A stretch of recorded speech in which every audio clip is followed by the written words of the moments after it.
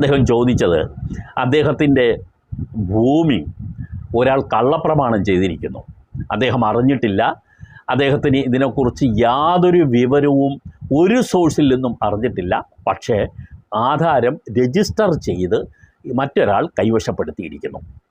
ഇങ്ങനെയുള്ള ഒരു അവസ്ഥയിൽ ഇനി എനിക്ക് ആ കള്ള ആധാരം അഥവാ കള്ളപ്രമാണം എനിക്ക് റദ്ദ് ചെയ്യാൻ എന്തൊക്കെ വഴികൾ ഞാൻ സ്വീകരിക്കണം എന്നുള്ളതാണ് ഈ സബ്സ്ക്രൈബറുടെ ചോദ്യം. നല്ല ചോദ്യമാണ്.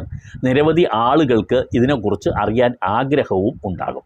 അപ്പോൾ അതുകൊണ്ട് തന്നെ ഞാൻ പൊതുവായി എല്ലാവർക്കും വേണ്ടിയാണ് ഈ എപ്പിസോഡ് വിവരിക്കുന്നത്. ഒരു ആധാരം റദ്ദ് ചെയ്യാൻ കഴിയുമോ? ആദ്യം തന്നെ പറയാം, റദ്ദ് ചെയ്യാം.